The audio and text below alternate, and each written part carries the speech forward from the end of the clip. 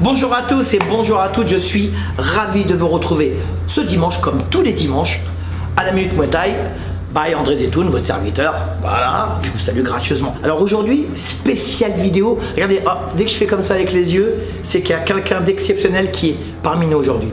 Ce quelqu'un d'exceptionnel, c'est la première star française, internationale, européenne des poids lourds français. J'ai nommé Monsieur Gilles Tyrolien. On va voir ça tout de suite. Comme promis, on vous l'avait promis que j'allais inviter des des immenses champions d'époque et d'aujourd'hui. Là aujourd'hui, je vous avais promis, on est en compagnie de Gilles Tyrolien. Gilou. André. Merci, c'est un honneur de te voir. Je sais, alors, plaisir, hein. moi aussi. Voilà. Alors je vais le dire quand même aux gens qui nous regardent et qui nous suivent. Gilou, c'est quelqu'un qui est très humble, beaucoup de modestie. Il a pas voulu vraiment. J'ai insisté. J'étais un petit peu relou ou pas? Un petit peu relou comme d'hab. Aujourd'hui, on va parler de Gilles Tyrolien, l'immense champion, la star des années 80. Gilles, donc tu t'appelles Gilles Tyrolien. T'es né où? Je suis né à Paris 18e. Ah, t'es du 18. Ouais, je suis du 18. Mais de Paris 18e, t'es parti émigrer à Bobigny. À Bobigny-à-Boboche, dans la ville du grand champion qui est toujours Stéphane Ferrara, et de l'acteur Mousse Diouf. C'est ça. Voilà. Et est-ce que tu peux dire à tout le monde quel âge que t'as aujourd'hui? Aujourd'hui, j'ai 65 ans. T'as vu, on dirait qu'il a 48 piges. Il vieillit pas. Mais toi, c'est un truc de malade, tu vieillis pas. Alors, faut savoir qu'avec Gilles, moi, je le connais depuis plus de 40 ans. J'ai été un super fan de lui quand il a commencé. Donc, t'as commencé par quel sport en premier, quand tu étais petit? J'ai fait un peu de foot. Ouais. Un peu de hand, un peu de volley, mais avec l'école, tu vois. Ouais. Et puis après, j'ai fait un peu de vélo. J'ai fait des compétitions de vélo. Ah ouais, Oui, je fais des compétitions de vélo. Genre VTT, enfin VTT de l'époque course, ouais. Ah, des courses genre comme Ouais, des courses cyclistes. Ah, voilà. Génial. Mais bon, mais j'étais pas doué, hein. C'était pas mon truc. Ouais. Et si tu veux, j'ai commencé les sports de combat. C'est un ami mais qui m'a emmené dans une MJC à Bobigny et il y avait des cours de karaté. Ouais. Voilà. Bon, c'était la mode à l'époque. Voilà, c'était la mode. Karaté traditionnel. Voilà. Et j'ai commencé mais avec Pachi qui entraînait là-bas. Roger Pachi qui Voilà. venait de temps en temps donner les cours. Enfin, qui Voilà. venait, voilà. Donc 2 fois par semaine. Ah, c'est pas mal. Oui, c'était pas mal, c'était bien. Donc tu as commencé le karaté, t'avais quel âge à peu près, tu te rappelles? Oh, je vais avoir 18 ans à peu près. Ah ouais. Donc Voilà. ouais, il y a longtemps. Voilà. Donc c'est avant les années 80. Ça. Voilà. Et donc tu fais du karaté. Est-ce que tu réussis à avoir, tu vas jusqu'à quoi, ceinture noire? Ceinture marron. Ah ouais, pas mal. Après, je passe ma ceinture noire, donc je vais passer ma ceinture noire. Mais déjà, à cette époque-là, je faisais des combats de boxe thaï, etc. Ouais. Je faisais des KO et tout. Ouais. Et donc je continuais Le karaté en parallèle. Voilà. Et donc, je passe ma ceinture noire, je fais mes katas, je donne des coups de pied et tout. Et les juges, ils me disent non, vous n'avez pas votre ceinture. T'es passé par la Fédé? Oui, Ouais, par la FFK, fédé. ouais. Et ils me disent non, donc je demande pourquoi. Manque de puissance dans les jambes, ça m'a fait éclater de rire. Voilà. Mais c'est une belle école le karaté quand C'est même. une très très belle école. Bah, je veux dire au niveau de l'éducation, Voilà, au niveau du voilà. respect. Tu te rappelles comme on était, on saluait, c'était magnifique. Donc, tu es resté bloqué à la ceinture marron en fait. Voilà, et j'aurais pu passer après toi, mais ça m'intéressait pas. Ouais. Moi j'avais d'autres objectifs que de passer à la ceinture noire. Voilà, mais que le karaté, mais c'était une étape, tu vois. Ouais. C'est une première étape. Après, il y a eu d'autres étapes qui m'ont. Voilà. Alors, comme tu as grandi dans la ville de Stéphane Ferrara, l'immense champion qu'on a vu la semaine dernière. Ouais. Donc, est-ce qu'en parallèle, tu faisais aussi de la boxe anglaise? J'ai fait de la boxe anglaise et j'ai commencé avec Stéphane Ferrara, mais qui a été mon prof. D'accord, À Bobigny. Ah ouais, d'accord, à Voilà. Bobigny, ok. Voilà, à Donc, Bobigny. tu avais à peu près quel âge? Pareil, à peu près 16, 17 ans, 18 ans? Ouais, je vais avoir pareil, Ouais. 18, mais 19 ans. Mais alors, qu'est-ce qui t'en... Mais j'aimerais bien savoir, Gilles, parce que moi, je te connais. Les gens ne te connaissent pas aujourd'hui, mais il y en a beaucoup de ma génération de la tienne qui te connaissent, mais trop bien. Qu'est-ce qui t'a emmené de passer du vélo, volley, handball, football, à les arts martiaux, les sports de contact? Qu'est-ce qui t'a emmené ça? Comme les copains. Ouais. Les copains, ils faisaient, je me suis dit, L'environnement. Voilà, c'est l'environnement qui a fait que je suis. On a essayé de faire du karaté, donc j'ai été au karaté. Après, il y avait le club de boxe. Et Ferrara, on le connaissait. Les amis me venaient à la boxe. On a été à la boxe. On en a pris plein ailleurs. Mais bon, on aimait ça. Hein. Franchement, C'était génial. Hein. Ouais. La semaine dernière, quand tu as vu, ça faisait longtemps que tu n'avais pas vu Stéphane? Très très longtemps. La semaine dernière, on était ensemble, on a mangé ensemble. Ouais. Ça t'a fait plaisir de le revoir? Très plaisir. Qu'est-ce qu'il je l'adore, moi. Je l'adore. C'est quelqu'un de génial, gentil. Il n'a pas changé mes niveaux, mes caractères. Ouais. Il a un côté humain, mais que j'aime vraiment. Ouais. Quel boxeur aussi. Ouais. Très beau boxeur. Oh, lui, c'est connu, lui. Hein. Très très beau boxeur. Donc karaté, boxe anglaise. Est-ce que tu fais des compétitions en karaté? Oui. Oui, j'en ai fait pas mal. Genre les championnats de France, championnat de Paris. Alors ma première compétition, mais c'était en Suisse. Donc on représentait le Yamatsuki. Ouais. Et donc il y avait d'autres clubs de Suisse qui étaient là, il y avait d'autres clubs de d'autres pays qui étaient là. Et donc je termine deuxième en individuel. Mais je me rends pas compte encore qu'il y a quelque chose qui a un don, tu vois, je fais ça par plaisir. Ouais. Tu vois, il n'y a pas du tout. Enfin, t'as pas l'esprit compétitif. Voilà, de performance. Déjà à l'époque, tu sais, par rapport à. Alors, parce qu'il faut comprendre une chose, parce que Gilou, il a les poings, il a les coudes, il a les genoux, mais il y a quand même. Ta spécialité, ça reste les jambes, Gilou. Oui, hein. On est d'accord. Voilà. On va en parler plus tard, hein, mais tu sens déjà qu'avec tes jambes, il se passe des trucs ou pas? Moi, je travaille bien des jambes. Ouais. Je fais des cacatogueries, je fais plein de trucs. Mais bon, ça reste du karaté. Toi. Ouais. Ça, pour moi, mais c'est de l'escrime. Ouais. Oui, bien. Voilà, tu vois, pour moi, c'est de l'escrime. Mais j'ai pas encore conscience. Mais quand même, déjà, ça, moi, je me rappelle à l'époque, t'allais vite déjà avec tes jambes. Mais j'ai pas conscience encore. D'accord. Vraiment, voilà. Ça sera sur un futur combat où je vais me rendre compte qu'il y avait encore beaucoup de travail à faire. Ouais. Et ça m'a remis tout en question, et c'est pour ça qu'après j'ai pu acquérir de toute la puissance. D'accord, tu fais des... Alors comment se passe ton enfance? Bien, normal normal, hein. Rien d'extraordinaire, travaille bien à l'école. Moyen. Moyen, très très moyen. Mais alors dans ta tête, tu t'es dit, je voudrais faire une carrière sportive à un moment? Non, ou jamais, pas? jamais. Non. Jamais. C'est venu, mais fur et à mesure. D'accord. Fur et à mesure, c'est venu, et puis c'est après que ça a commencé à mûrir, tu vois. Ouais. Mais sinon, avant non, je faisais ça, c'était un plaisir, un jeu, tu vois. Il n'y avait pas du tout un esprit d'être premier à chaque fois, de vouloir gagner, non. Non, mais c'était pas encore ça pour moi. D'accord. Donc là, Roger Pachy, un des précurseurs du Muay Thai en France, donc te repère quand même, parce qu'il dit tiens, lui, il est pas mal quand même. En plus, t'es pas petit. Tu mesures combien, Gilles? 1,85. Tu mesures 1m85. Déjà, t'étais un beau bébé déjà quand même à l'époque. Pas non plus super lourd, parce que t'étais vif. Non, je combattais dans... Alors, j'étais mi-lourd, j'étais pas un vrai mi-lourd et j'étais pas un vrai poids lourd, tu vois. J'étais dans une catégorie, alors je combattais en mi-lourd, mais quand j'avais pas de combat en mi-lourd, je combattais en lourd. Et là, je rencontrais des mecs, voilà, qui étaient, tu vois, donc... On va en parler. On va en parler. Moi, j'en ai plein dans ma tête, hein. Il y a 2-3 mecs, tu sais très bien, faut les éviter, ceux-là. Donc, ok, bon, alors Roger Pachy. Et puis là, comme tu es au Yamatsuki, Roger Pachy donne des cours dans sa salle qui s'appelle le Yamatsuki, dans le 11e arrondissement à Paris. Et c'est une grosse équipe, vous êtes une magnifique équipe. Et là, en parallèle, tu fais des combats de karaté, et puis tu fais des combats, ce qu'on appelle de Muay Thai, de boxe thaïlandaise à l'époque. Voilà. Et parle-nous un petit peu de tes premiers combats en boxe thaï et tout. Mon premier combat en boxe thaï, donc on arrive en Hollande. Ah, c'est ton premier combat, c'est la Hollande. C'est mon premier combat, c'est la Hollande. T'as jamais fait de combat? Non, j'avais jamais fait de combat. J'avais jamais fait de combat avant. Donc on se retrouve en Hollande et on rentre dans leur stadium. Et là, j'avais jamais vu ça. Plein, mais un public. Il y avait au moins 3000 personnes. Et là, je me dis, waouh, où on est tombé.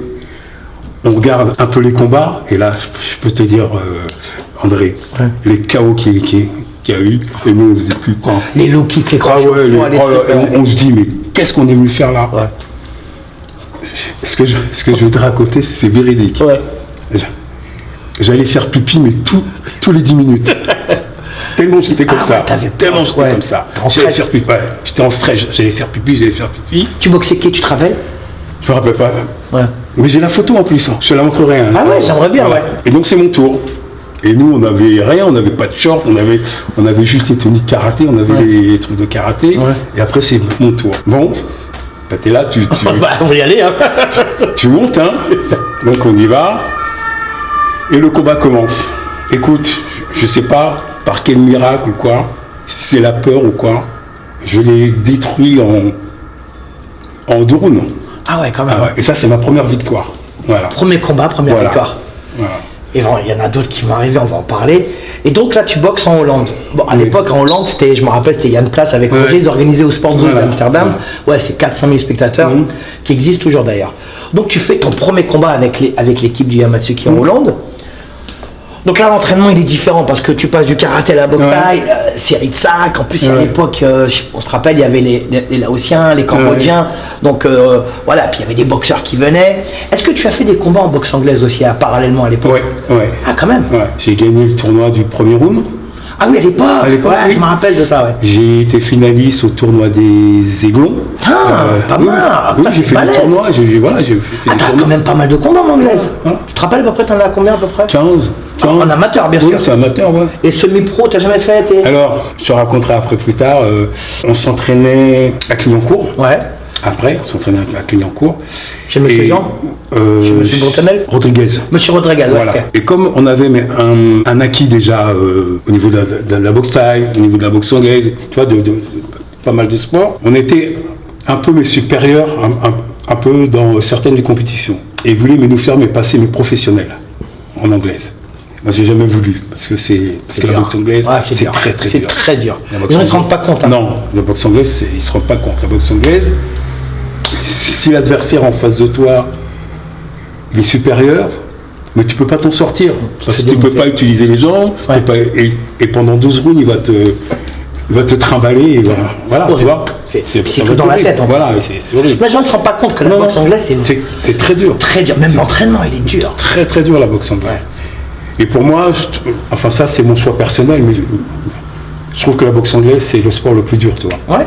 Même si tu fais du MMA, etc., mais tu t'en sors. Frapper les gens, le mettre à terre, etc. La boxe anglaise, c'est que les points. C'est que les points. Et si tu es dominé, là c'est... Et tu- Voilà. Ouais. Voilà. Donc tu as quand même fait pas mal de combats en amateur, une quinzaine, champion de premier round, c'était le challenge du premier round, c'était le... Ouais, ce challenge du premier round, je me un rappelle truc ça, comme c'est dans les années 80, ouais. Non, non. C'est génial. Et tous les samedis, mais quand on n'avait pas de compétition ou de stage à Vincennes, tu sais comment ça s'appelle Ah oui, à l'INSEP. À l'INSEP, parce qu'on était assis à l'entraînement mais À l'INSEP, ouais. on allait chez Mikhaïlev, à Gaëtan Mikalev. la place Saint-Denis. Ouais. Et là, on croisait les gants, mais avec les pros. Ça devait être dur. Ouais. Il y en a qui étaient sympas, qui te faisaient travailler, et puis il y en a d'autres qui te Stéphane aussi, ça cognait, voilà. Stéphane. Hein. Ah, Stéphane, ça cognait ou pas? Stéphane, ah ouais. Ah ouais, ça cognait, Stéphane. Et puis pour un point, il était Ouais, grand en ouais. plus. Il est grand comme toi. Ah ouais. Ils sont entrés chez moi, des fois j'avais un vide. Donc, est-ce que tu as fait, alors c'est comme c'est l'époque Ouais. aussi de la boxe américaine, est-ce que tu as fait des combats en boxe américaine, ce qu'on appelait le full contact à l'époque? Alors, on en a fait un peu. Ouais.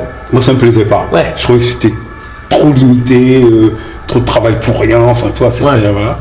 Et un jour, il y a Roger Capel, il me dit, Gilles, il y a une compétition de boxe américaine. Moi, j'en avais jamais fait. J'en avais jamais fait. Donc j'arrive avec mon bas de survêtement. Donc je le mets. Et on m'explique les règles sur place. Il faut faire ci, c'est ça, comme ça. Je dis ok, on y va.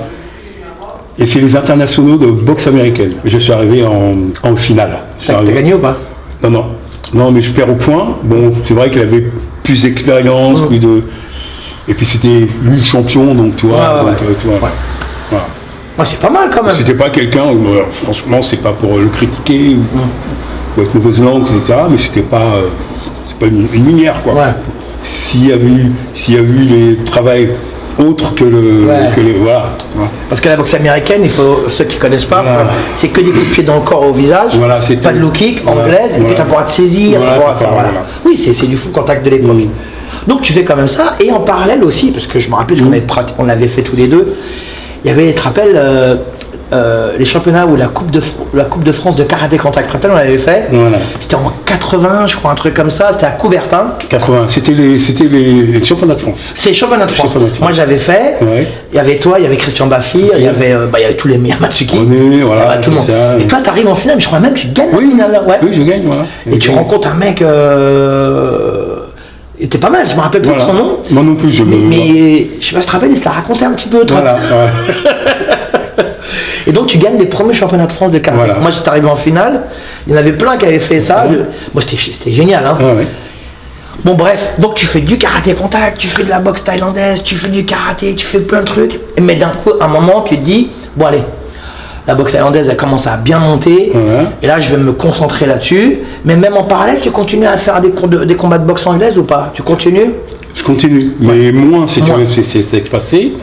Après, en 82, je refais les championnats de France de karaté contact. Ouais. Ah ouais, Donc, t'as gagné? Ouais, je gagne. Ouais. Mais là, je gagne dans la catégorie supérieure, super lourd. Ah ouais. Parce que là, j'avais simplement dépassé le poids de Ouais. 1 kilo, quelque chose comme ça, et je me suis retrouvé. C'est génial, hein, le karaté contact. Ah Il y a ouais. du monde à Coubertin. Hein. Et là, je passe à la catégorie supérieure, super lourd. Et là, tu bats. Et là, je gagne encore. Et puis, et là, là, le karaté contact, c'est parce que je peux pas tout faire, tu vois. Ouais. Et à un moment, comme tu dis, Ouais. je fais un choix. Donc, Tu te focalises sur la boxe. la boxe thaï. Tu fais bien d'ailleurs. Voilà. Et donc, là, à partir de 1980-82, à partir de 82, parce que les gens ne se rendent pas compte, mais moi je le dis, hein, je le dis. Lui, il va pas le dire parce qu'il va pas oser. Là, tu commences à être connu dans la boxe thaïlandaise parce que tu fais partie des boxeurs poids lourds, quoi. Voilà, Voilà, c'est ce que je disais tout à l'heure en préambule. Les gens, alors il y a Jérôme Le Banner aujourd'hui qui est une immense star et qui est mérité, mais toi tu fais partie de la première star de la boxe thaï des poids lourds français. Et là, tu rencontres des Hollandais de ouf, et pas que des Hollandais, des Anglais, des trucs. Alors, on va parler de cette époque. Ouais. Roger Pachy il organise des compétitions à Paris. Toi, tu boxes en Hollande, tu boxes partout, mais à Paris, il y a beaucoup de compétitions. Il y a 2-3 compétitions par an qui sont organisées par Roger. Et tu es tout le temps à l'affiche. Tu te rappelles de ça? Alors, j'aimerais bien que tu me parles de ton premier combat contre le mec qui t'a le plus marqué, Lobman. Lobman, c'est lui mais qui m'a fait grandir. Ouais. Alors je t'explique. Voilà. Je pars combattre en Hollande. Donc je gagne tous mes combats de classe C. Ouais. Donc je gagne tous mes combats de classe C. Donc pour moi, ça va, je suis bien, tu vois. Ouais. Et je passe en classe B. Ouais. Et je rencontre Lobman. Oh, le monstre. Pour moi, dans ma tête, c'est bon, il n'y a pas de souci. Ça va se passer comme les autres combats. Voilà, j'ai gagné par KO.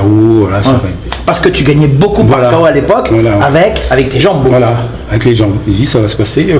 Pareil, le combat commence. Premier round, je sens que ça va pas. Le gars, il est puissant, il est rablé, il frappe. Solide.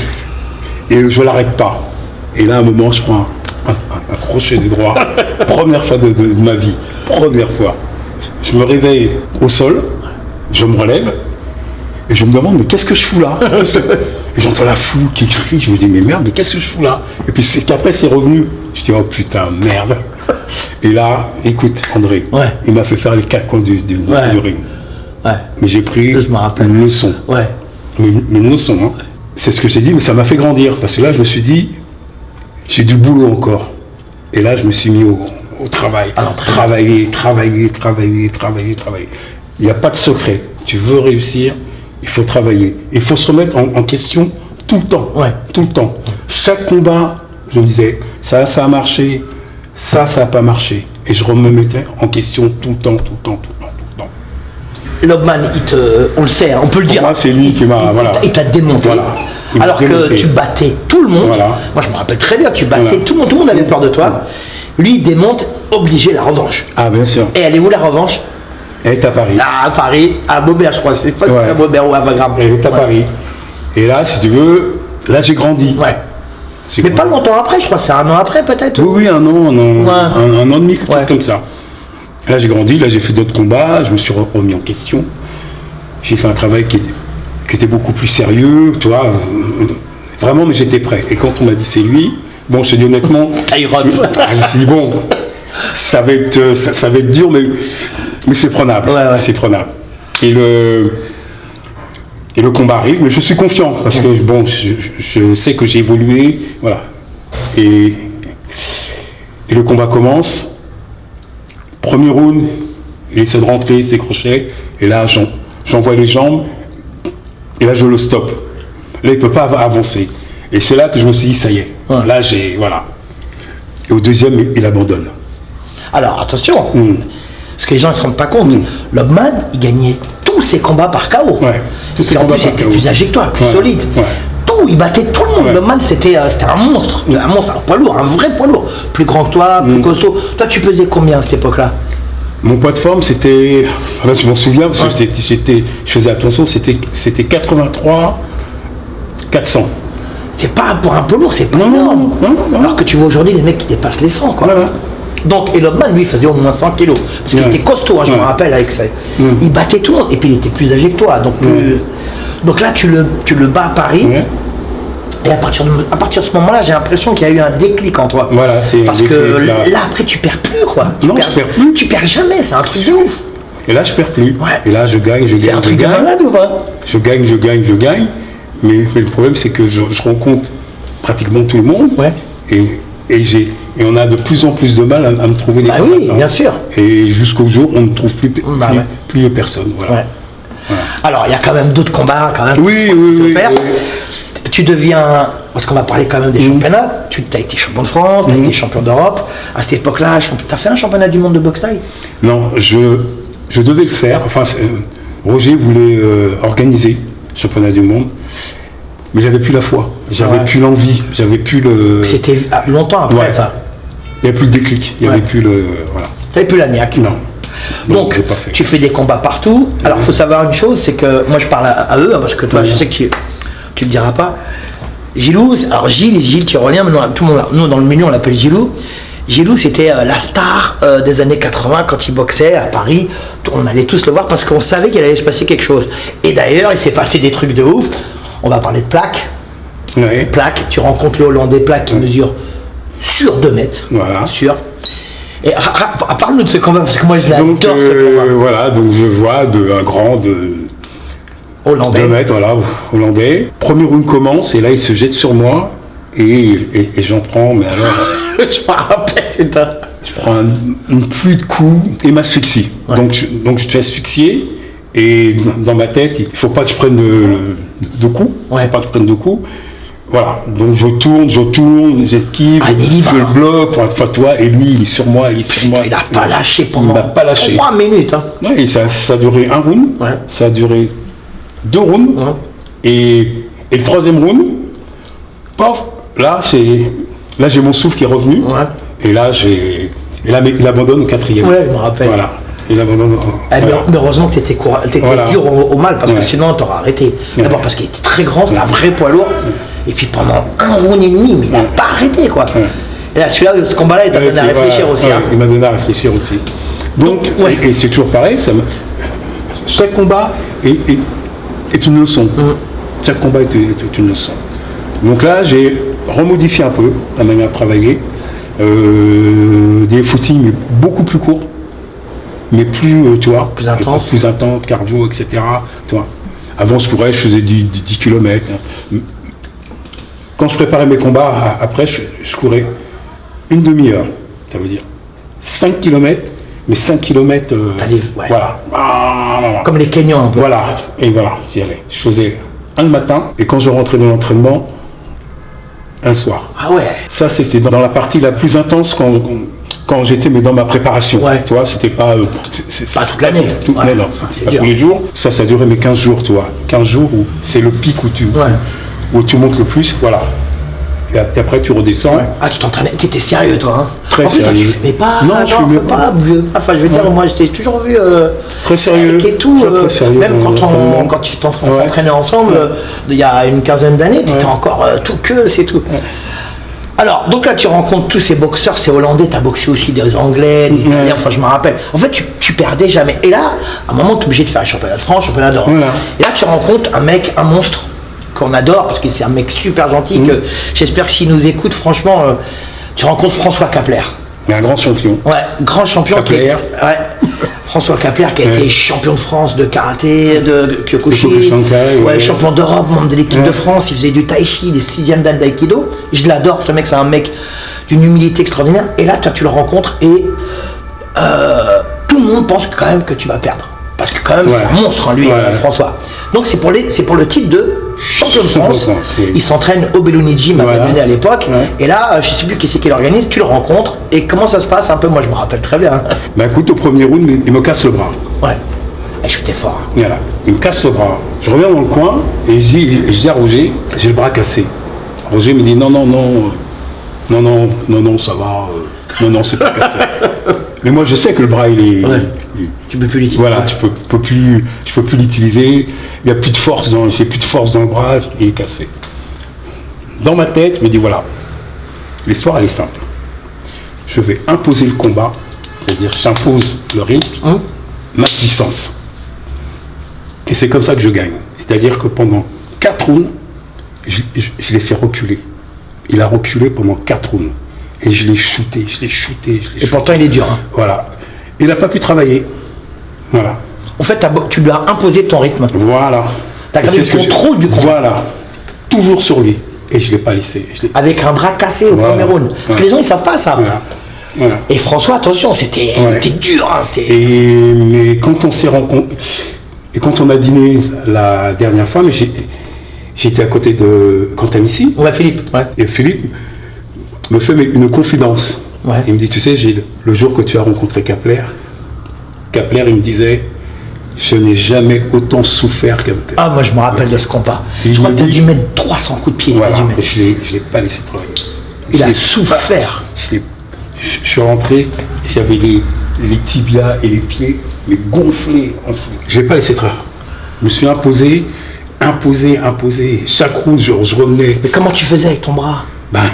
Il était là. Et je revenais dans le coin, j'étais asphyxié. Ouais. J'étais mort. Mais j'avais tellement envie de gagner. Voilà, ce moral. Et voilà. Et je partais et j'avançais sur lui. Mais comment ça s'est passé avec ton bras ensuite Alors, ils m'ont plâtré. Ouais. Donc à la radio, ils ont vu que l'os, il avait été vraiment touché, tu vois. Et ils voulaient me mettre des broches, ils voulaient ou vis, je sais pas comment on appelle. Ils voulaient m'opérer. Moi, j'ai pas voulu. Parce qu'après, j'avais d'autres combats derrière et tout. J'ai dit non. Bon, on m'a dit ok. Donc on vous plâtre. Ouais. Donc ils m'ont plâtré. J'ai fait une radio de contrôle pour voir si ça allait. Ils m'ont dit que ça allait pas. Merde. Ils m'ont dit écoutez, on va refaire un plâtre. On va encore attendre un mois. Si ce mois-là, c'est pas soudé comme il faut, on vous opère. J'ai attendu, passé la radio de contrôle. Il m'a dit c'est bon. Voilà. Enfin, ça t'a bouffé 2-3 mois. Voilà, c'est ça, voilà. Mais tu continues à t'entraîner les jambes en même temps? Non, rien. J'ai le plâtre jusque-là. Ah ouais, à l'époque, c'était les jambes. Voilà, c'était là. Donc je peux rien faire, toi. Tu prends du poids, t'as plus de conditions. Même pas. Non, même pas. Même pas, j'ai pas bougé, donc il me fout. Voilà. Remarque, t'as pas beaucoup bougé non plus, hein. Je reviens à l'entraînement, tout, bien, je prépare, et puis il y a d'autres combats après qui arrivent. Alors, il y a François Kapler. Alors, faut savoir quand même, pour un titre de champion de France, c'était, je me rappelle, c'était magnifique. Hein. C'était juste pour la ceinture nationale. Hein. C'était pas un championnat du monde. Aujourd'hui, on pourrait faire un championnat du monde de ce combat-là. Ouais. Il y avait beaucoup d'engouement. Ouais. Alors, un autre championnat de France que tu fais, c'est contre Maillot. Oui. Tu te rappelles? Moi, je me rappelle très bien de ce combat. Bon, après, il y avait des petits trucs un petit peu avant, ça parlait un petit peu dans les magazines à l'époque, oui, nanani, nanana. Alors, toi, tu perdais jamais. Et moi, tout le monde te connaît dans la boxe, moi, je te connais aussi très bien. On sait très bien que toi, tu parles jamais, tu dis jamais rien, tu t'entraînes, tu boxes, tout ça. Et là, il avait dit 2-3 petites bricoles sur toi. Genre, oui, qu'est-ce qu'il avait dit exactement? Je me rappelle plus. Ouais, je me rappelle plus. Oui, enfin, c'est des trucs d'avant-combat et tout, mais ça t'avait touché quand même. Ouais, parce que moi, je parle jamais sur les boxeurs. Jamais. J'ai toujours du respect pour que ce soit le boxeur, qu'il soit petit, grand. Ou... Ouais. Et donc, tu rencontres pour un championnat de France, pour la ceinture. Bon, t'avais le seum un peu quand même. Un petit peu comme Gilou, j'étais là. Hein. Et donc, 5 rounds en enfer, quoi. Voilà. Et... Ça, c'était dur quand même. Non, mais. Il est fort, Maillot, attention. Hein. Non, mais il fait pas les 5 rounds. Hein. Il fait 4, je crois. Il tombe au 4e. Ouais. Voilà. Ouais. Il tombe au 4e. Et je me fracture la main. Sur lui. Sur lui. Ouais. À l'hôpital aussi, broche, opération, voilà. Alors tu te casses le bras avec François Kapler, Maillot te casse la main. Mais il y a un autre truc. Je me suis cassé le pied aussi. Le pied, mais il y a un autre truc qu'il faut aussi qu'on dise aux gens, parce qu'ils ne savent pas. Je te rappelle comment on t'appelait à l'époque, le casseur de bras. Oui. Parce que tu rencontrais des Hollandais à Paris, voilà. Dès que tu envoyais 2-3 middle, les mecs ils ne pouvaient plus bouger parce que tu leur pétais l'avant-bras. Tu te rappelles de ça?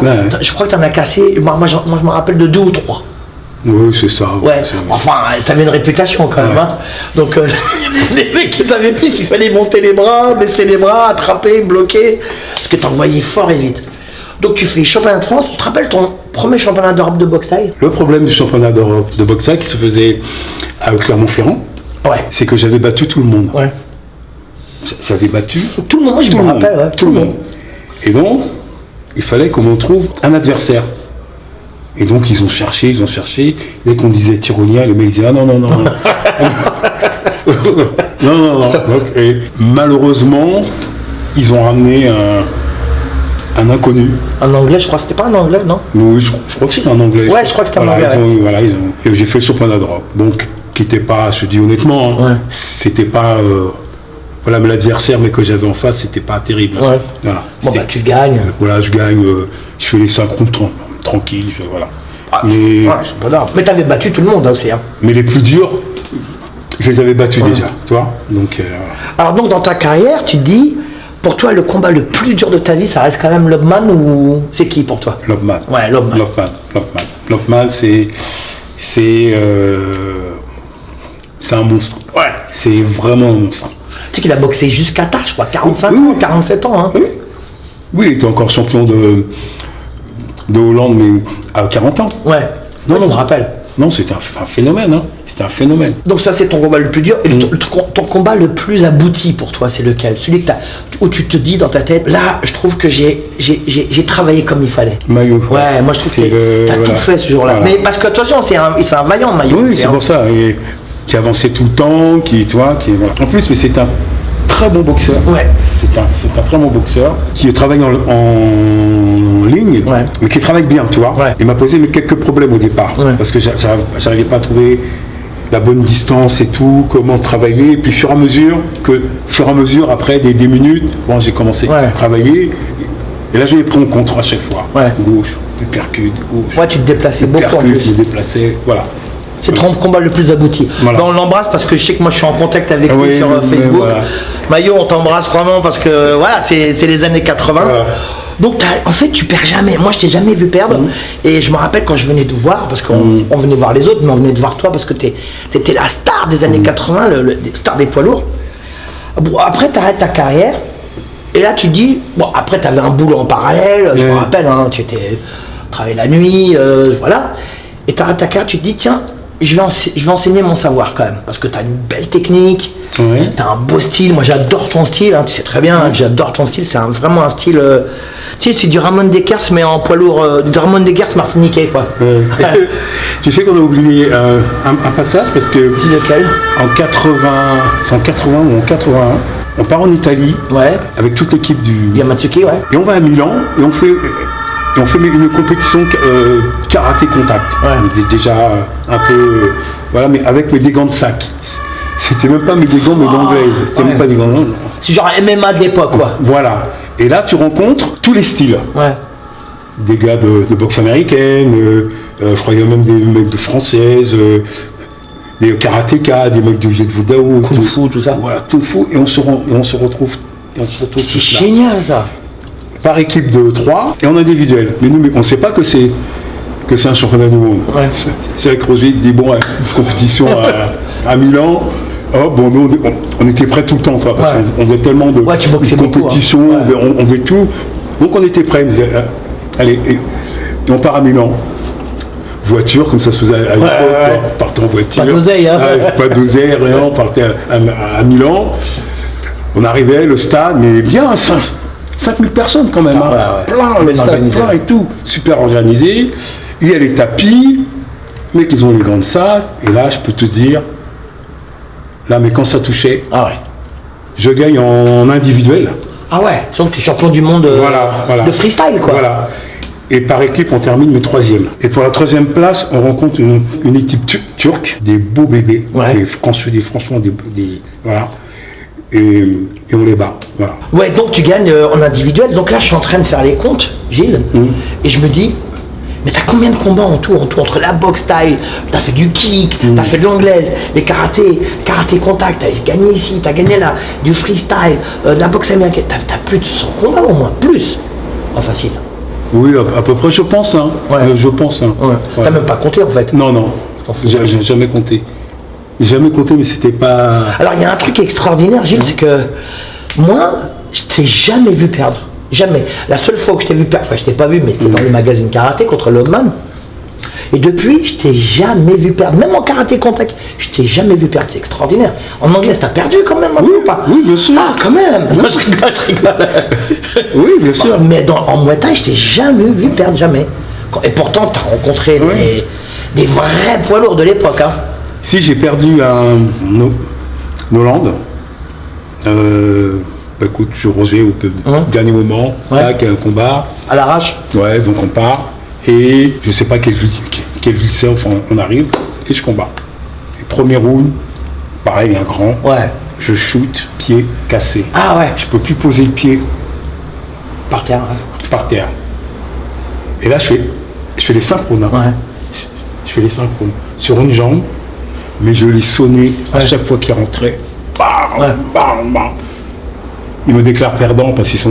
Ouais, bah, la Hollande c'est dur, hein, la Hollande. Hein. La Hollande, on le sait. Il y avait une petite rivalité France-Hollande. Hein. Ils sont chez eux, donc ils m'ont déclaré gagnant, enfin bref. Ouais. Mais ça c'est rien, ça, tu vois. Ouais, mais moi je t'ai jamais vu. Donc j'ai été plâtré. Voilà. Ouais, mais toi. Le pied plâtré. Voilà. J'ai toujours été au bout. Hein. Ouais. Même blessé, même tu m'aurais coupé le bras, j'aurais été au bout. Non, mais je sais, t'es un guerrier. Voilà. Quel guerrier, mais quel guerrier. Alors, bon, tu finis ta carrière quand même, parce que tu bosses quand même vachement longtemps. Est-ce que tu te rappelles ton dernier combat avant que tu arrêtes tout? Tu te rappelles à peu près la date? Non, je me souviens même pas, c'est même pas. C'est avant les années 90, ça je suis sûr. Oui, avant les années 90. Ouais, t'as dû arrêter en 87, un truc comme ça, non? Non, mais j'avais arrêté avant. Et en 87, je pars en Thaïlande, quand même voir un peu le temple de la boxe thaï là-bas. Donc je vais chez le capitaine Harris. Harris, tout le monde allait là-bas, ouais. Chez le capitaine Harris m'entraîner. Et là, c'est toujours pareil, tu sais, moi je me remets toujours en question la manière de travailler. Et là, je vois une autre manière encore de travailler, une manière de donner les middle, la manière de travailler les genoux, la manière de travailler les points aussi, la manière de bloquer, etc. J'ai fait waouh, tu vois, c'est une révélation en plus, tu vois. Donc moi. Et t'as pas boxé là-bas, bah non, j'ai pas boxé là-bas. Voilà. Il aurait fallu que tu boxes. Tu peux pas, ils sont trop petits. Et déjà, mais à cette époque-là, mais j'avais plus envie de boxer, tu vois. J'étais juste venu pour apprendre. Parce que, bon, ce que moi j'avais appris en Europe, c'est l'Europe. Et après, la Thaïlande, voilà, c'est là où tout se crée, où tout s'est fait, tu vois. Voilà. Est-ce que tu as boxé en Asie? Pas la Thaïlande, non, mais tu as boxé au Japon? Non. Hong Kong, t'as pas fait Hong Kong? Non, j'ai pas fait Hong Kong. Est-ce que les pays que tu as fait, c'est quoi? La Hollande, la France? Hollande. Angleterre, Suisse. Italie. Belgique. Belgique. Qu'est-ce que j'ai fait encore? Norvège. Ah ouais. Mais t'as fait genre les États-Unis, le Canada, un truc comme ça. Et l'Asie, jamais. Hein. Jamais. C'est dommage. Hein. Ouais, c'est dommage. Bon, en même temps, c'est une catégorie, toi, c'est costaud, quoi. Mais tu vois, c'est ce que je disais à Daniel Alouche. Si j'avais eu le savoir que j'avais eu avant de boxer, ce savoir-là, je l'avais eu, j'aurais fait ma carrière, mais différemment. Tu vois. Ça veut dire ça veut dire que j'aurais été choisir les bons profs, partir m'entraîner en Hollande, chez les Medjiro Gym, tu vois, pendant un certain temps, 1 mois, 2 mois, 3 mois. Partir en Thaïlande, tu vois, j'aurais fait vraiment. Mais comme a fait Jeannot, mais comme a fait toi, mais pas mal de boxeur. Voilà, tu vois, j'aurais fait mais bon, toi, tu fais partie de la. une carrière complètement. Oui, mais tu fais partie des pionniers de la boxe thaï. C'est-à-dire, tu me rappelles, ton premier combat, c'est en 77, je crois, non, en boxe thaï? Ouais, c'est à peu près, je crois, c'est ça. La première équipe que Roger emmène, c'est en 77. Donc, il ne savait même pas ce que c'était la boxe thaï. On ne savait même pas que ça existait. Donc, t'arrêtes aux alentours de 85 à peu près, 85-86. Et après, moi je me rappelle, je te croise et tout. T'allais quand même chez Roger voir comme t'entraînais un petit peu et tout. Et là tu décides de donner des cours. Je me rappelle, tu commences à donner des cours. Ici, là, à gauche. Je commence à donner des cours avant chez Dan Swartz. Je me rappelle au Shaolin Tao. Voilà. Ouais, je me rappelle. Dans le 19e. Voilà. On embrasse Dan, hein, parce que je sais qu'il nous suit. Il est. Dan? Non, il a vendu. Hein. Il donne des cours, mais il a vendu. D'accord. Il est venu ici il y a 2 ans. Oh, c'est je l'adore, Dan. Il a 74-75 ans. Ah, bien. Voilà. Donc je me rappelle, tu donnais des cours, tu as donné des cours longtemps là-bas. Oui, voilà. Dans le soir. Et après, j'ai monté un club à la butte Montmartre, Ouais. au métro Anvers. C'était Ouais. le métro Anvers. Tu prenais la butte Montmartre, tu montais. Et il y avait un club de boxe anglaise. Et nous, on avait réussi à avoir des cours des horaires pour la boxe thaï. Voilà. Donc tu donnes des cours là, tu donnes des cours aussi dans le 12e chez Ben Saïd. À un moment, Ouais. tu avais un Ouais. petit créneau. Tu crées ce qu'on appelle, moi je connais, parce que je sais d'époque, tu crées ce qu'on appelle les Golden Gloves. Parce Ouais. que toi, je sais que tu as toujours été Marvin Hagler, Ouais. tout ça. Et parallèlement, tu continues à travailler la nuit. Ouais. T'as même un moment, tu montes ta boîte pour faire les appartements. Enfin, tu te rappelles de ça? C'est dans les De années... décoration, voilà. Ouais, je me rappelle dans les années 2000. Je faisais la conception de décoration. Mais Ouais. t'es toujours resté dans le milieu de la boxe. On te voyait dans le gala. Ouais. T'es toujours resté quand même, hein? Oui, un petit peu. Oui, non, enfin, quand on Ouais. t'invite, t'allais toujours dans les gros galas. Ouais. Je sais que tu y vas encore de temps en temps quand on t'invite. Est-ce que t'as toujours la passion de la boxe? Toujours la passion de la boxe. Toujours. Ça, c'est quelque chose que ça peut pas partir. C'est quelque chose qui est en toi, mais tu as fait tellement de sacrifices, tu as tellement souffert, etc., que c'est quelque chose qui est là, tu vois. Voilà. C'est génial. Voilà. Tu t'entraînes encore un petit peu en ce moment ou pas trop? Beaucoup d'anglaise. Ah ouais? Moins de jambes. Parce Oui, je que, me rappelle, tu m'avais dit vois, l'année j'ai dernière. des problèmes un peu aux articulations, donc je fais plus d'anglaise. Avec Philippe Michel, que je salue, Qui vient dans 2 semaines ici. qui est un super ami à moi, que j'adore, qui est gentil, c'est un mec extraordinaire. Ah, je l'adore, Philippe. Voilà. Bah, Philippe, il fait des stages ici. Et tu sais que ça a été un de mes élèves en boxe thaï pendant 4-5 ans. D'accord, ok. Et quand il tournait, je disais, tu mets pas les poings, sors les jambes, parce que c'est un immense champion en anglaise. Hein. Donc tu t'entraînes toujours en boxe anglaise. Est-ce que tu regardes les combats de boxe thaï à gauche, à droite? Non, pas trop, non. Plus maintenant. C'est quoi les sports qui t'intéressent à côté de la boxe? Et l'athlétisme, Ah ouais, j'adore. voilà, ça j'aime bien. Il y a le basket, Ouais. il y a la boxe anglaise encore, Ouais. tu vois, voilà, Canelo, Ouais. Fury, tout ça, tu vois. Bon, voilà. on aime ça, bah voilà, oui. voilà, tout ça. Canelo, quand même, c'est la classe. Ouais, c'est un grand. Mayweather, quand il boxait encore, quand il faisait pas ce combat de fumisterie. Est-ce que lorsque tu regardes, aujourd'hui tu as 65 ans, t'es quand même beau gosse pour 65 ans, Gilles. Tu ne changes pas, hein, Gilles, hein. Moi je te connais depuis 40 ans, tu n'as pas changé. Hein. Est-ce que quand tu regardes en arrière, est-ce que tu te dis quand même ce que tu as vécu, parce que vous faites partie des pionniers de la boxe thaï en France, est-ce que tu te dis quand même que c'est magnifique, que tu as vécu quelque chose d'extraordinaire, quelque chose de fort dans ta vie à travers et grâce à la boxe? Exceptionnel. Ah, exceptionnel, hein. Ouais, c'est quelque chose de... Moi, j'aurais jamais pensé que j'aurais vécu une chose aussi belle, aussi intense, parce que ça a été intense. Je trouve que ça a été sur une courte période, mais ça a été intense, mais on était à gauche, à droite, en compétition tout le temps. Ouais, je me rappelle. Et quand on n'était pas en compétition, on était en stage à l'UNICEF, on était chez Maki LF, allez hop, le père Rodriguez, il nous emmenait en voiture. C'est lui-même qui conduisait sa voiture, il nous emmenait là-bas, on croisait les grands avec les pros, et tout samedi après-midi, entraînement avec les pros et tout. Tu vois, c'était vraiment... et on aimait ça, c'était vraiment... voilà. Ça t'a aidé dans ta vie? Comment? Est-ce que la boxe, ça t'a aidé dans ta vie? Est-ce que ça t'a apporté quelque chose quelque chose en parallèle dans ta vie, par exemple pour le boulot, pour le rapport avec... parce que quand même à côté, tu as fait des métiers durs aussi, hein, on connaît. Hein.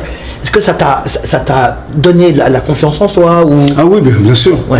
Pour les métiers que j'ai fait, oui, ça m'a donné de l'assurance, voilà. T'es de quelle origine, Gillo? J'ai des Antilles. Mes parents sont de la Guadeloupe. Ouais. Toi, tu pensais que j'étais de la Non, non, toi t'es Guada. Voilà. 1972. Voilà. Alors c'est quoi pour les projets de Gilles aujourd'hui? Gilles Turlien, c'est quoi dans ta vie qui arrive là? Dans ta tête? Parce que tu as toujours plein de projets, toi. Hein. Alors, il y a de l'immobilier. Ouais.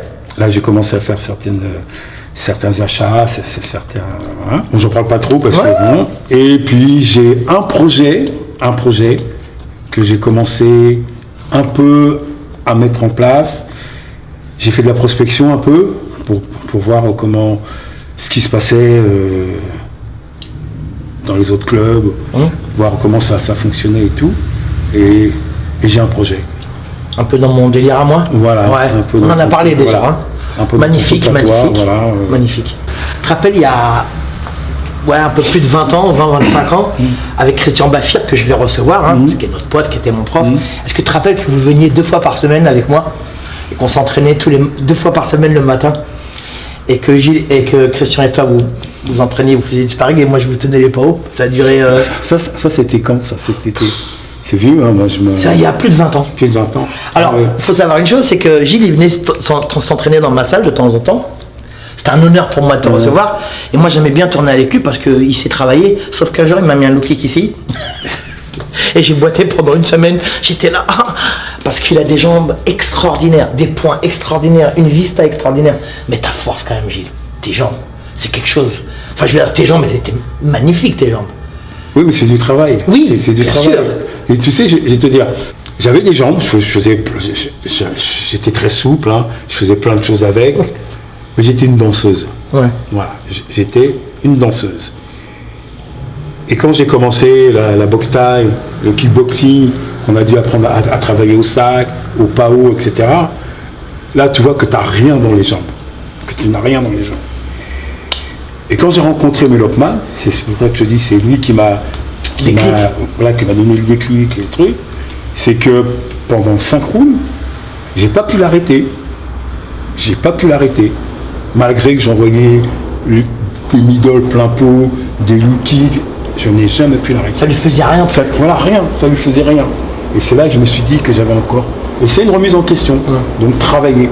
Donc arrêter de se la raconter, et travailler. Et travailler, c'est des heures au sac, c'est ingrat. Hein. Ouais. Taper dans un sac. Pas haut, sac, pas haut. Voilà. Et un jour, il y a eu le déclic. En travaillant au sac, j'ai commencé vraiment à sentir que la hanche rentrait, que le tibia rentrait dans le sac. Et tu vois, il y a eu. Voilà. Et c'est des heures de travail. Et quand je l'ai rencontré, j'avais fait d'autres combats avant où j'avais plié les mecs. Quand je dis plier, c'est pas être méchant. Non, pas, plier, ça veut dire voilà, j'ai. Tu parles à l'ancienne. Voilà. Et quand je l'ai rencontré, il fait 2 rounds, quoi.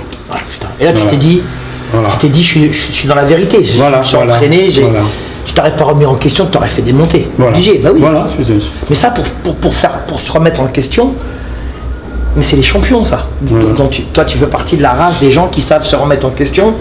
Et en fait, t'es un accrocheur, tu t'accroches à ton travail. Et à partir de là, puis j'ai battu Lopman. Chaque combat, je me remettais en question. Ouais. Parce que tu peux pas dire que tu es le meilleur. Ouais. Chaque combat, c'est une remise en question. Ouais. Tu gagnes, tu te remets en question.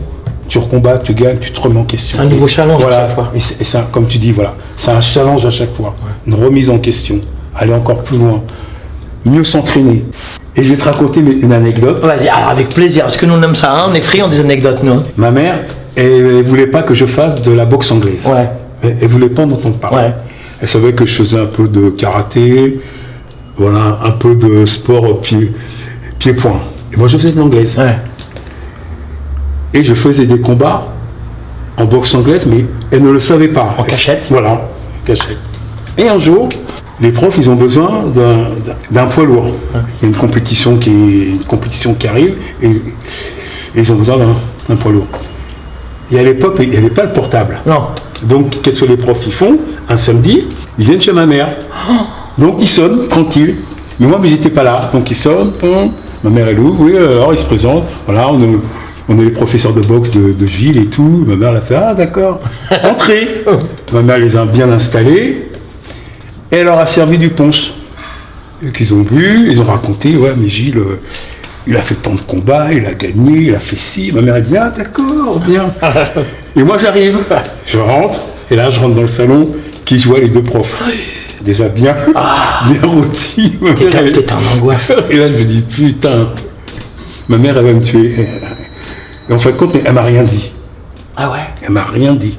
C'est pas l'amour, ça? Voilà. C'est l'amour, hein? Ouais. Et elle est toujours vivante, ta maman? Ah oui, toujours, ouais. Et elle m'a rien dit. Et j'ai continué, voilà. Elle t'encourageait pas mal ou pas? Ouais. Ah, c'est bien ça. Toute la famille. C'est important, hein, les gens qui sont derrière à côté, parce que on dit qu'un boxeur il est seul sur le ring, mais le avant, le pendant, le après, c'est important. Tous ces personnages qui tournent autour de toi, qui sont là pour te supporter, mais dans les bons, dans les mauvais moments, c'est important. Ouais. Donc ta mère, elle a toujours été présente. Ouais, moi j'ai toujours ma famille était présente. Voilà. Quand tu regardes toute ta carrière, parce que les gens ne se rendent pas compte, parce qu'aujourd'hui, c'est dommage, il n'y avait pas YouTube, il n'y avait pas tout ça. Mais moi, je connais ta carrière exceptionnelle. Est-ce que quand tu regardes en arrière, tu te dis, je sais que tu ne te dis pas ça, mais si ça à refaire, tu refais pareil? Non, tout à l'heure, tu l'as dit non, mais est-ce que tu reprendrais tous ces combats-là que tu as fait? Les yeux fermés, genre, tu serais heureux de revivre ça? Ouais, je serais heureux, ouais. Est-ce que ça te manque tout ça? Bah écoute, si je pouvais revenir en arrière, avoir mes 20 ans, moi je le referais parce que ça m'a apporté tellement de satisfaction et des relations humaines aussi. Ouais, bien sûr. Tu fais des rencontres. Très important. Et puis bon, les joies, les copains, les amis, les voyages. Ouais. Ah ouais, c'est à l'époque, toi, tu voyageais dans les années 70-80. Ouais. Personne voyageait. Enfin, quand on est de la cité, qui c'est qui voyage? Tu pars en vacances avec tes parents, c'est tout. Voilà, toi, tu fais l'Italie, l'Angleterre, l'Espagne, la Suisse, la Hollande. C'est beau quand même. Ouais. Tu pars en Thaïlande en 87 quand même. C'est à 87, c'est il y a longtemps quand même. Il n'y avait pas grand monde qui allait là-bas. Il y avait quelques anciens, c'est tout, hein, très peu de gens. Hein. Tu vas rajouter quelque chose, Gilou? Et je pense à tout. À Christian, René, Antoine, Jamy, Cuder. Alors Cuder, c'était le plus vieux de l'équipe. Ouais, toujours. C'était le boss un peu. Ouais, le boss, c'était le boss. Et il a été champion de France de boxe thaï, champion d'Europe. Il a été combattre en Thaïlande. Tu vois. Chapeau, hein. Coucou, c'est le. Cuder. Ouais. Coucou, t'avais Roger, puis t'avais juste Couder de Coucou qui était en dessous, parce que c'est avec Daniel Alouche, bien sûr. Hein. Et Le Gouez, que j'ai. Jean-Luc. Voilà, et que j'ai pas de nouvelles. Mais il est en Hollande depuis, ça fait 35 ans qu'il habite en Hollande, hein, tu sais. Moi, j'ai jamais eu de nouvelles de lui. Ouais, mais je crois qu'il a tourné, je crois qu'il est passé dans le Tai Chi Chuan, les trucs comme ça, le karaté. Quel combattant aussi, Jean-Luc, quelle classe. C'est un classe. Puis Gabriel Lamy, Et puis il y avait aussi Blaise, tu te rappelles Blaise? Tu te rappelles, c'était ton pote Blaise aussi, hein. Il y avait Omar aussi. Omar, bien sûr. Tulia Matsuki. Et puis moi j'ai interviewé Our aussi, tu te rappelles, qui était avec. Qu'est-ce qu'il était gentil, ça. Tu te rappelles, on a interviewé, c'était magnifique. Qu'est-ce qu'il était gentil. Quel boxeur aussi, quel boxeur. Dur, hein. Dur. Petit, mais courageux, j'adore moi. Tu te rappelles les France Hollande de l'époque, dans les 80, c'était quelque chose, hein. Ça faisait mal, hein. Bah là, il y avait des KO, hein. Ça faisait mal, hein. C'était violent, quand même. C'était bien organisé. Roger, il avait la classe pour ça. Il organisait super bien. Faut dire franchement, c'est. Alors, il y a eu des précurseurs comme Patrick Brison, les Belloni, Pout Patnoy avec Mérès et Roger. Mais c'est lui qui a révolutionné la boxe thaï en France, c'est quand même Roger Pachi au niveau de l'organisation, tu vois. Grâce à lui, que la boxe thaï est actuellement ce qu'elle est, c'est grâce à lui. Ouais, franchement, c'est grâce à lui. Donc ça a été repris après par d'autres personnes, des anciens qui ont. Mais c'est grâce à lui.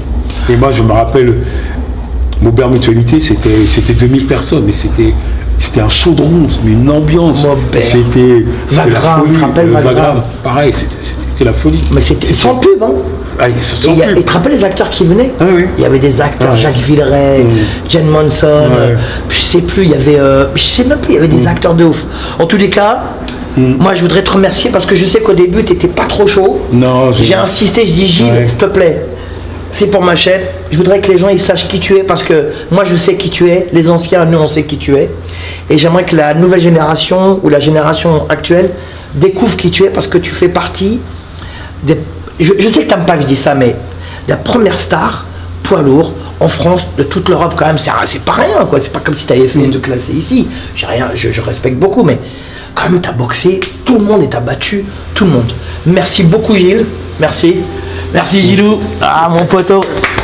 Voilà, Gilles Tyrolien, 65 piges et je te jure il démonte encore. Hein. Merci Gilles.